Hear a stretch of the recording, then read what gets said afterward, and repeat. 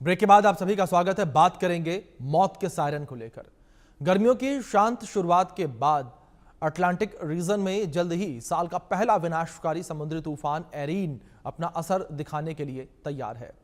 Arene उत्तर पश्चिम की ओर बढ़ रहा है और अगले कुछ दिनों में इस तूफान के अटलांटिक पार करते हुए और मजबूत होने की उम्मीद है, जिसके वजह से भारी तबाही की आशंका है। इसके बाद अमेरिका में विनाशकारी तूफान को लेकर हाई अलर्ट जारी कर दिया गया है और यह हाई अलर्ट जो जारी किया गया है, इसको लेकर यह भी कहा गया है कि विनाशकारी तूफान जो है काफ़ी ज़्यादा विनाश ला सकता है, काफ़ी ज़्यादा नुकसान पहुंचा सकता है। इसलिए लोगों को अलर्ट रहने के लिए भी कहा गया है। लोगों से ये कहा गया है कि लोग जो हैं सतर्क रहें, सावधान रहें, सुरक्षित जगहों पर चले जाएं। समुद्री तूफान एरीन अपना असर दिखाने के लिए तैयार है।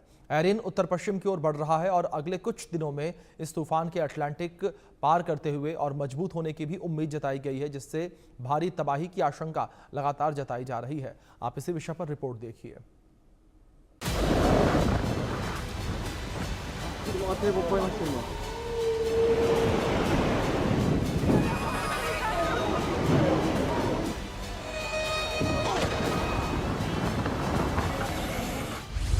एरीन तूफान ने दी दस्तक।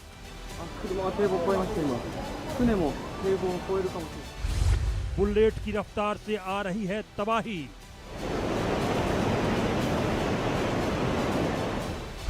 अटलांटिक महासागर में तूफान मचाएगा तांडव।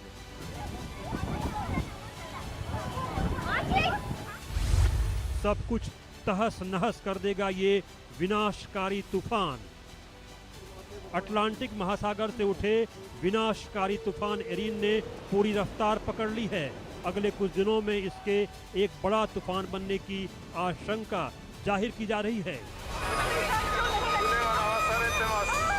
अमेरिकी राष्ट्रीय हरिकेन केंद्र यानी NHC ने शुक्रवार देर रात जारी अपनी एडवाइजरी में बताया है कि ये तूफान कैटेगरी 2 से आगे बढ़ते हुए रविवार तक कैटेगरी 4 की तेजी हासिल कर सकता है।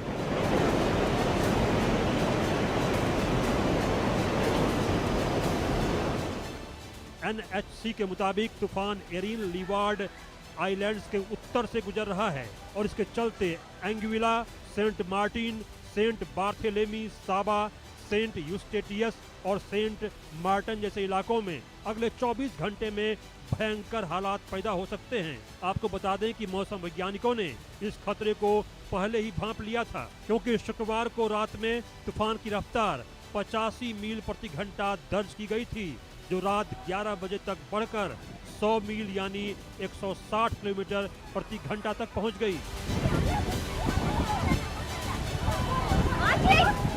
अमेरिकी मौसम विभाग की माने तो ये विनाशकारी तूफान उत्तरी लीवार्ड आइलैंड्स, वर्जिन आइलैंड्स और प्यूर्टो रिको के बेहद नजदीक से गुजरेगा। इन क्षेत्रों के साथ साथ तुर्क्स एंड कैकोस और दक्षिण पूर्वी बहामास को भी अलर्ट रहने की एडवाइजरी जारी कर दी गई है।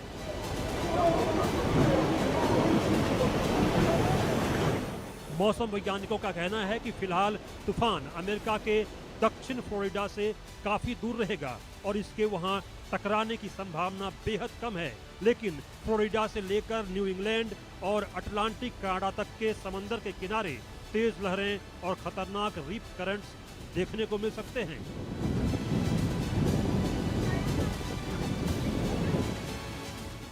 वहीं मौसम एक्सपर्ट का अनुमान है कि एरीन कैटेगरी 3 या उससे ज्यादा की ताकत के साथ प्यूर्टो रिको के उत्तर से गुजरेगा। इसके बाहरी हिस्सों से प्यूर्टो रिको और वर्जिन आइलैंड्स में रविवार तक करीब 4 इंच तक बारिश हो सकती है। साथ ही 50 मील प्रति घंटा तक की तेज हवाएं और लैंडस्लाइड का खतरा भी बना रहेगा। इस तूफान की वजह से पूरे उत्तर पूर्वी कैरेबियन क्षेत्र में तेज हवाएं, बारिश और ऊंची ऊंची विनाशकारी लहरें उठ सकती हैं।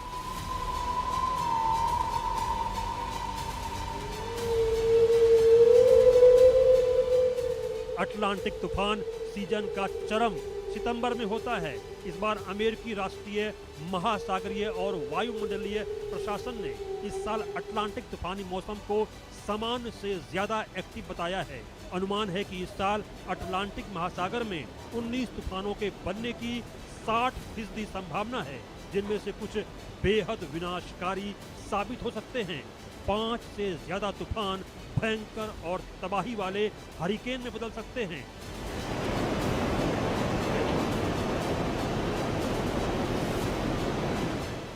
एरिन इस सीजन का पहला तूफान है जिसने हरिकेन का रूप ले लिया है, जिसके बाद अमेरिकी सरकार ने नागरिकों को सलाह दी है कि वे मौसम की अपडेट पर नजर बनाए रखें और अलर्ट मोड में रहें। सरकार ने लोगों को समुद्र की ओर नहीं जाने और सुरक्षित स्थानों पर चले जाने की एडवाइजरी भी जारी की है।